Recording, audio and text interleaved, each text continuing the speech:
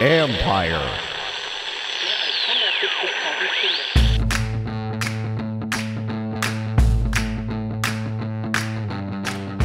Hello and welcome to my podcast. Do me a favor, subscribe to the John Kahn Report.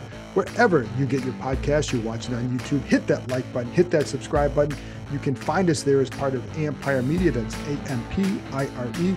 Always much appreciated when you tune in. And you can look for any updates by me on ESPN.com, including about the Josh Harris meeting with the Finance Committee that is taking place Wednesday afternoon in New York. No update now, so I'm not going to put anything on here about that. So check ESPN.com for any updates regarding any sort of development from that situation. Also, and I told you the other day, and the other day I was going to do a special Zoom for several of you. I'm going to wait till Thursday. I'll do that on the Thursday podcast, kind of announce or tell you how you can get that if you want to be part of that. I'll get a couple people off YouTube, get a couple people off Twitter. We'll have some fun probably next Monday or Tuesday, and then call it, we'll talk to you then some point later in the season, whatever. Anyway, I'll do that soon. So stay tuned for that. I'll announce on Thursday what you can do to become part of that group. So today, back on the field, talking about minicamp day 2. So I got a lot of stuff for you. So let's get to it. Let's start with Chase Young again, because there was a report about how they will be open to listening to offers for him, where they're not shopping him. And nobody's going to be calling about him at this point. Before the draft, there was talk about him. Would he be available? Well, first of all, nobody was calling about him because the injury, I think, concerned people. And then how the last couple of games went, teams are going to want to see a lot from Chase before they go and make a really good offer. I think in this situation, if some team had come and said, hey, we'll give you a couple first round picks for the guy. Well, of course you're going to listen to that. You'd be silly not to.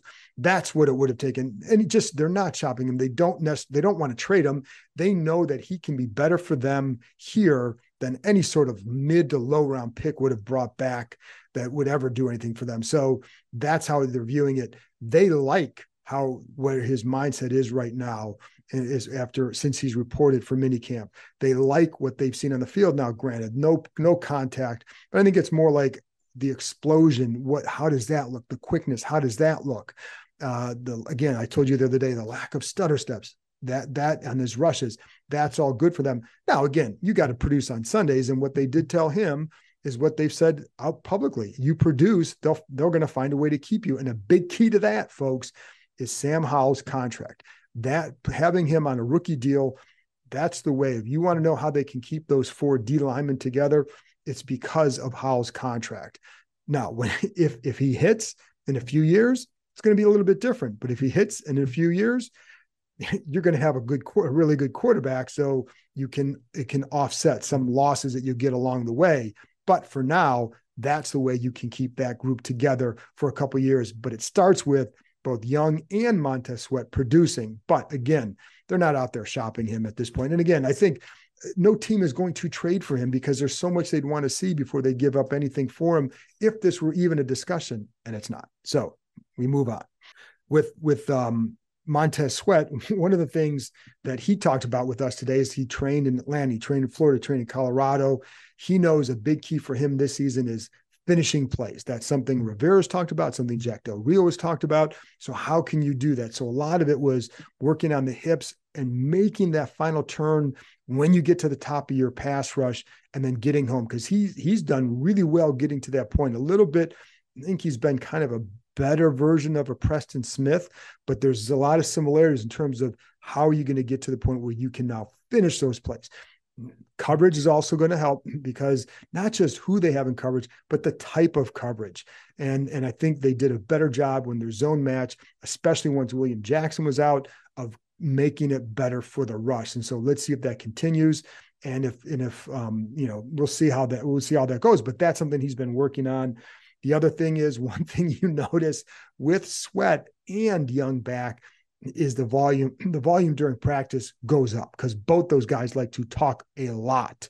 And you saw it a little bit yesterday, definitely was hammered home on Wednesday. And for example, there's one time where there's a little play action and Howell runs, sprint rollout to his right, and Montez is coming right at him, bats the ball away, starts yapping it up with Howell. Another time, there are a couple other times where Young and Montez were getting on tight end Curtis Hodges after a couple plays. There was one time they were yelling at him about how he was body catching the ball after actually a nice route. And I'll talk about that later. Another time they ran down the field because there's a play down there. These guys were on the sidelines, ran down the field to yell at Hodges in a fun way that it would, the play he just made would have been negated by an offensive pass interference.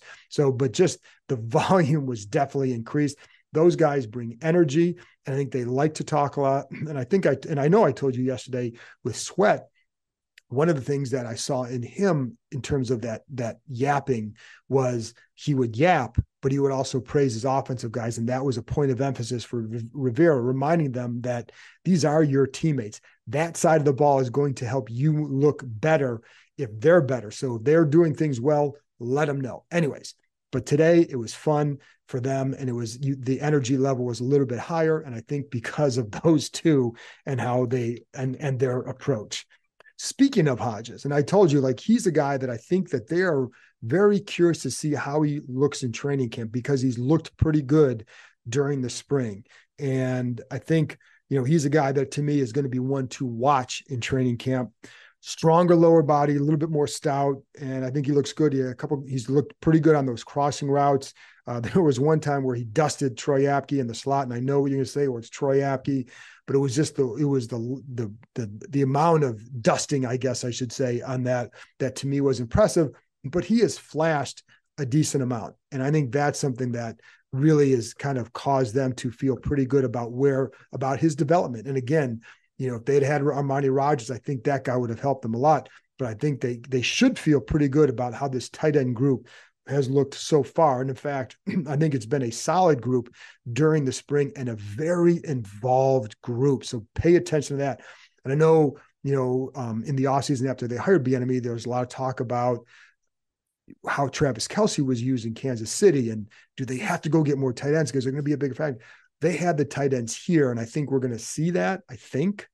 But they certainly are going to be a bigger part of the game, and I think that's a good thing for Howell and a good thing for this offense, because they can be used in multiple ways, and that's something you see. You have, like I pointed out a couple of times, how Cole Turner has looked pretty good, and again, Hodges. And then you see Logan Thomas looking a lot more effective like he had been before his injury. And you don't forget, because there's a lot of emphasis on Chase Young coming back from that knee injury. Would have been, get him another year removed from that. He also had the patellar tendon ruptured. That made it even harder. But Thomas is also going to be a year further removed from his injury.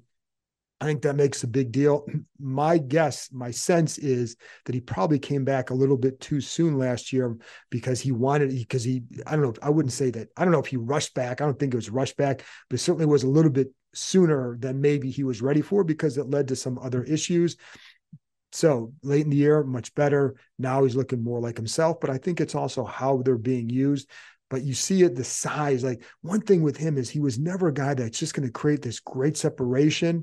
It was as much about using his size and knowing the areas to get to, and then using that leverage that gets created because of your size. And today, for example, there was one time on I think it was like a little hitch over the middle against Benjamin St-Juste. St-Juste was all over him. St-Juste is a bigger corner. It didn't matter. Thomas makes himself big, and he caught the ball. He's like a big man in the NBA that makes himself bigger. When I would coach my kids, I tell them, you're inside, make yourself bigger, get those elbows, make yourself bigger. And he does that, but he's already big to begin with. But that's something that's a strength of his. And I'll be curious to see how that group is used in the red zone, because I think they each bring something with that size. And all of them have the size, but the ability to also, in Hodges' case, I think he's a pretty good athlete as well. So just bears watching. Now you can watch for it too.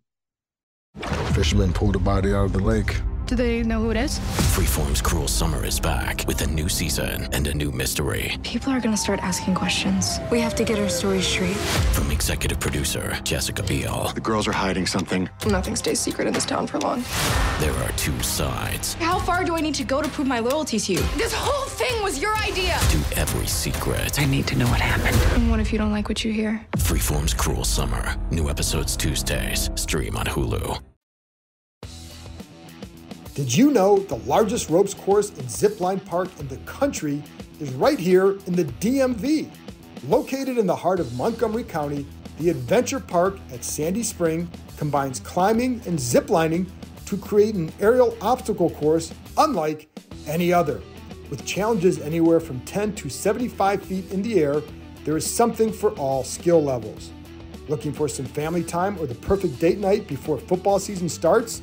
You can even climb and zip line under the stars. Would you rather keep your feet on the ground? Give axe throwing a try.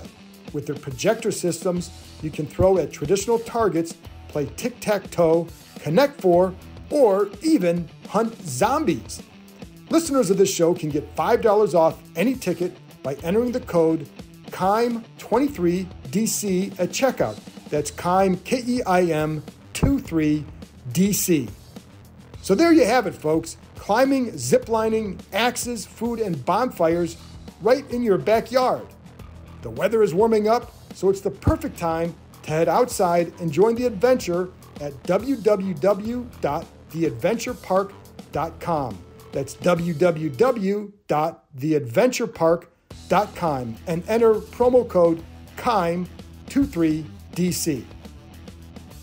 The Commanders did a lot of work in the pass game during the OTAs and the mini camps, and some of that stems from the inability to really be physical up front. I think they want to limit how much physicality, and when you start running the ball, it gets a little bit like that. This is also, as Rivera told us earlier on Wednesday, it's a precision-based passing game, the timing and the rhythm. You want to get that down. So I think they're focusing hard on that for that reason. One of the things you also see are the running backs being more involved as well. And before they really get going in practice, they'll stretch and they'll break into groups. They'll do some special teams work over here. During this period, you have other guys who aren't involved in that special team stuff will stay with their position coaches. So you see like Brian Robinson and Antonio Gibson working with Randy Jordan and Jennifer King just on some, like yesterday, a lot of flat routes. Today with some flat, but also some over the middle. And just, it's more or less a glorified walkthrough for them, just going over routes that they're going to use in practice that they're installing that day or whatever. And by the way, and I told her after practice, Jennifer King has a pretty damn good arm and accurate and just puts the ball in a good spot, but with some zip. And I even told her that, but I knew she had played quarterback in the women's football leagues, but she's still got a good arm. So anyway, just thought I'd note that. But that's what you see. You do see that from those guys. I think they're also using those running backs in a little bit more variety of routes. And some of it is just testing to see what guys can do, right? And you're going to run some slants, you run some outs. They also were working on something today where it's just basically a back shoulder just to the flat, but getting it to a back shoulder to turn them up to the outside to create more yards after the catch. This offense is all about creating yards after the catch. And on that particular route, the leverage for the back will be to the outside. And if you can create that, and actually they did a pretty good job on that. All the backs did. I really like how Antonio Gibson catches the ball. He's very smooth with it. And I know he played receiver in college, but he does have really good hands. And I think it's going to be, they certainly feel like there's more that he can do for them. And it's funny how many times you talk to some coaches about a guy or somebody about a guy here, and they're like, yeah, they wish he had been used more, a little bit differently in the past. Well, you can't do that with everybody because somebody's always going to be left out. There's only one ball and there's only going to be so many plays you can run. But I think Gibson's a guy where they feel like definitely more can be done with him. Another guy, Jarrett Patterson, his hands look to be improved so far. That was something he's worked a lot on in the offseason. So, and I think, when he was drafted, he seemed like a guy who should become a third down type guy. but that's not really what he was. His hands weren't very good and he had to work on it, but he has. So let's see what that means in training camp and then in the preseason games. The screen game, got to talk about that because that's been a noticeable difference. Now, Bienemy coming from KC was as good as anybody in running the screen game. This offense has run it very well at times in practice. In fact, some of their biggest plays since when we've been able to watch have come off screens, and there were 2 today. They ran a screen 3 times. 2 were very good. And I think so let's talk a little bit about that. I think they set it up better. I think one of the things in the past last year, when Armani Rogers was out there, that tight end screen I thought worked really well. He's athletic. They could put him in a certain spot. But there are other times where I thought, wow, that screen looked like it should have gained 30 or 40 yards. Like it is there. There are 3 blockers. There's 2 defenders. Get your guy, and it's a huge gain. But they really couldn't do it all that well. Now, sometimes it was, how far are you asking those guys to run? And could those guys do that in space? It wasn't their strength. So while it may look good on paper, maybe it didn't fit necessarily the personnel, or maybe something could have been set up a little bit better. But that's what you're seeing here. So that's something to, again, another thing to pay attention to is exactly that. And today there were a couple. One worked great, and it was to Antonio Gibson. And this is where going over things before practice and Bienemy's attention to detail or demand to detail really matters. So little screen to the left, and Gibson has a wall in front of him, would have gone for a long, long game. And the funny thing is, I don't know who said it, but on the defense, they're like, oh, they need a trick play. And someone in the offense said, it was a screen. Screens aren't trick plays. It's a well-designed, executed play. But he had a wall of blockers in front of him, and very good.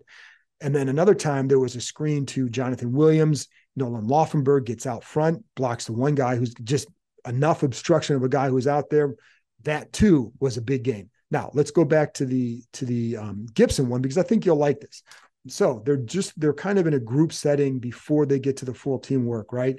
And there was one time where they ran a screen. It was that screen, but Gibson was not at the proper depth. He was either at the line or ahead of the line. And he was too close to the blockers. That's not where Bienemy wanted him. So he yells at them to basically yelled at him, he's get the same effing group out there and run it again. And he yelled at Gibson to be behind the line of scrimmage. He was adamant about that. So they run it again. Gibson's behind the line. The depth works well, and it was executed well. And then you saw that during the practice. That's the sort of stuff. That's, again, where the big word that you hear from players when they talk about Bienemy is accountability, holding them accountable. That was a play where they did not run it right.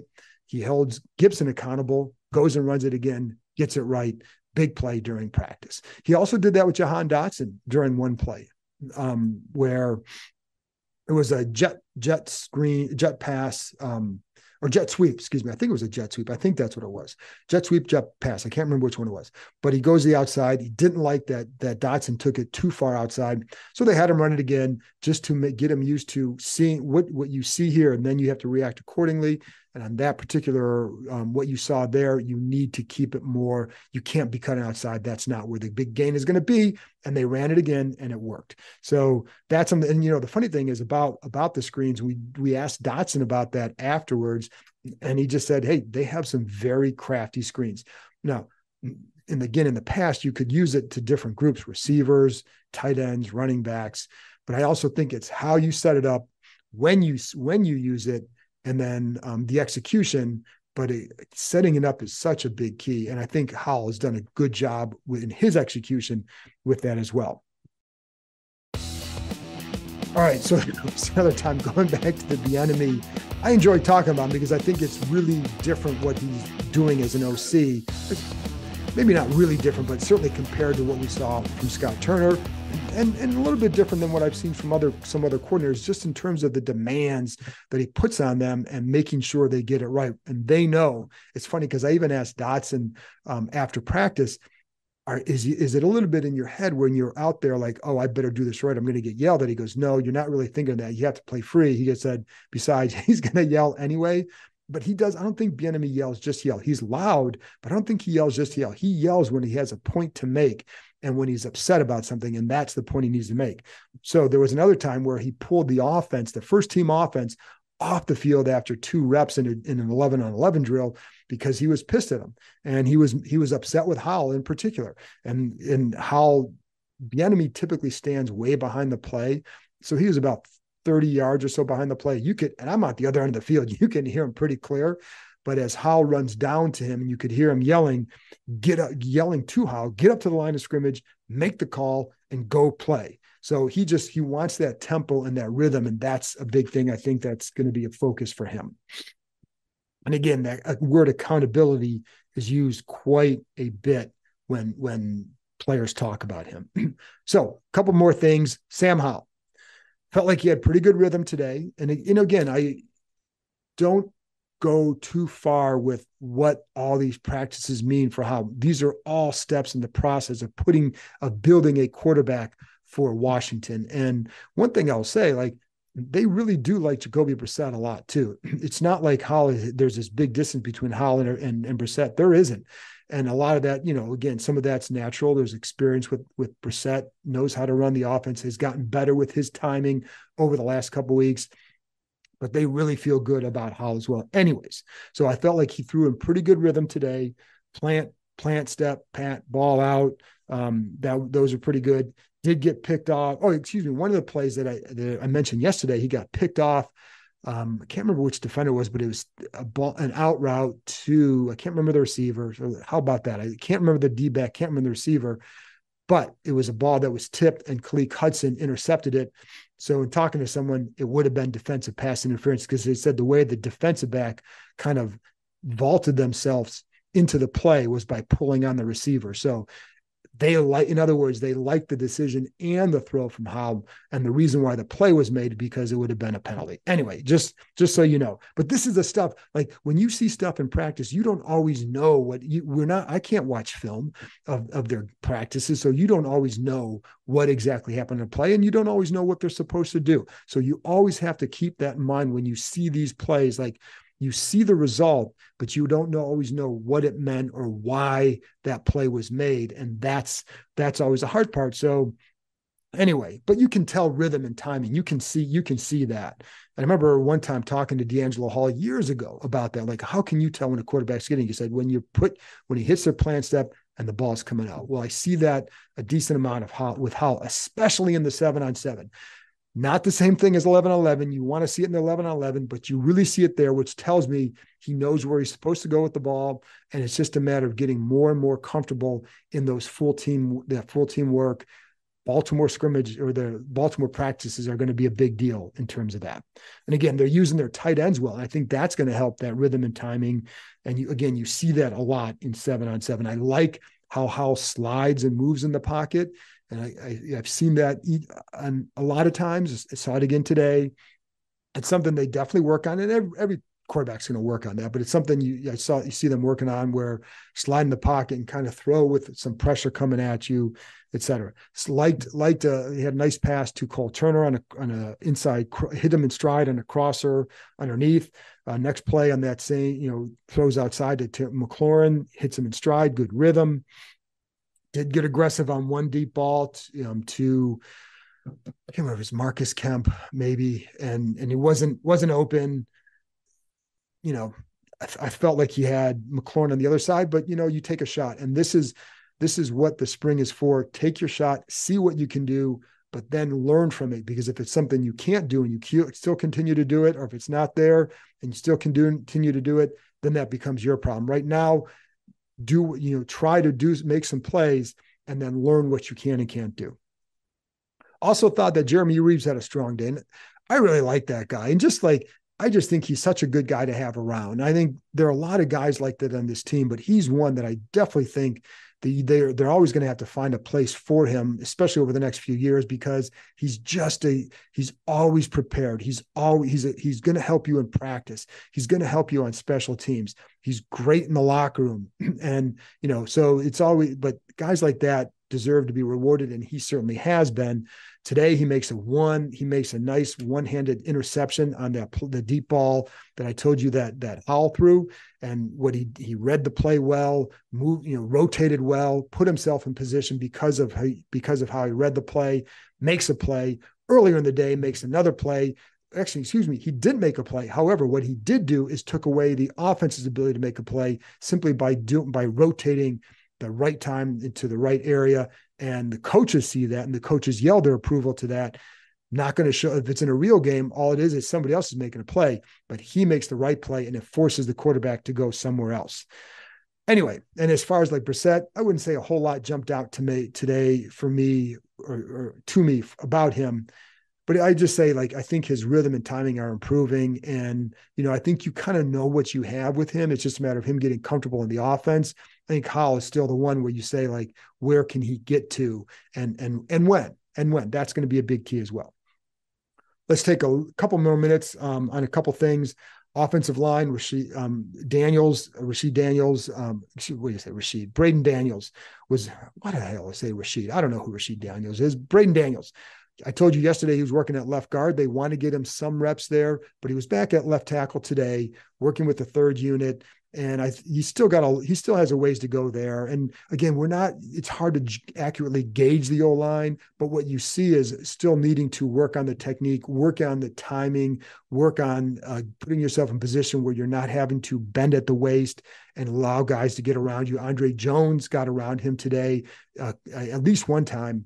And a lot of it is in that second step, he tends to lunge and bend and allows the guy to get around him. So I think they're just going to have to work with his feet. He's got good feet. You just have to work with them to get better technique, or you end up with a future guard. And that's okay too, because he's not a guy that I think they're going to play a lot this year.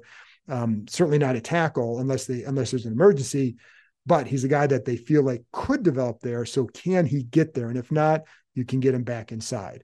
And I think they've also liked how Cornelius Lucas has looked during these practices. So I think they feel pretty good about, you have Lucas, you have Wiley, you have Leno. And if they really needed to, you could always put Kazim back out there, but he wants to stay inside a guard. And I think he's liking that, just being at one spot. Couple more things. Benjamin St-Juste, what they're doing with the corners, I told you before, it's St-Juste, Fuller. You have obviously Emmanuel Forbes. Forbes has been working on the outside. And again, I told you he's an outside corner who they want to see if he can occasionally play inside, whether if it's an emergency or if there's a coverage you want to rotate to. Wild Goose has been playing inside there. But one thing I think it's a smart group. Forbes, St-Juste, and Fuller are a smart group. If that's what the three guys would be. There was one time, like Forbes, you don't see getting beat a lot on assignments.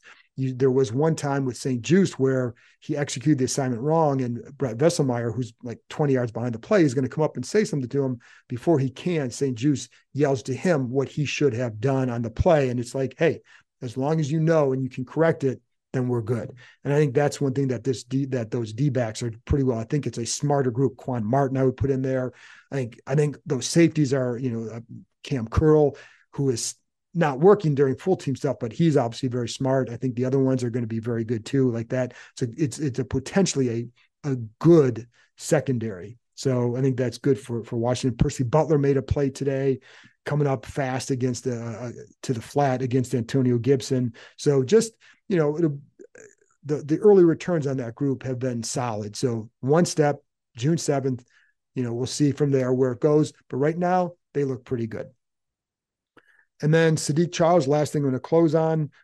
We talked to him after practice today. He said one of the things that, in talking to people here, they feel like his confidence is a lot better, that it took a little bit of a hit the last couple of years because of how things developed, whether he wasn't playing as well or he'd get in there and get hurt. And so it leads to inconsistencies, which leads to sometimes some wounded confidence. And so they feel like his confidence is a lot better. I think that's why they like getting him a lot of reps with the starters in the spring, because it gives him that feeling like that this is where he should be, but it's also repairing his entire game. I don't know that it was completely damaged, but I think it's like you can lose some and now you can gain some here. But again, the key for him is staying healthy. He knows it. He said he feels like he's stronger feels like better with his weight. And it's funny because he actually gained weight. Felt he was at 315 last year, said he's at 325, 328 this year. Feels like it makes a difference for him. So if it does, then that leads the confidence. That's what they want to see. But I think there's still a long ways to go to decide to know fully what that line will be, because I know, I still wonder about it. You're going to wonder about it. I wonder how the scheme's going to help it, all that stuff. So, that's where we're at with that.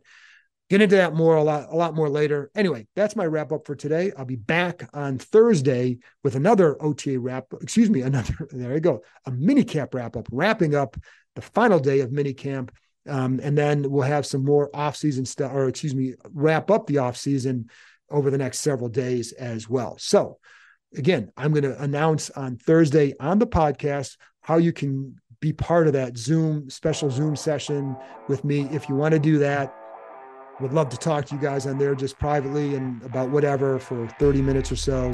And I'll let you know tomorrow how you can be a part of that. Anyway, that's it. I'll talk to you next time.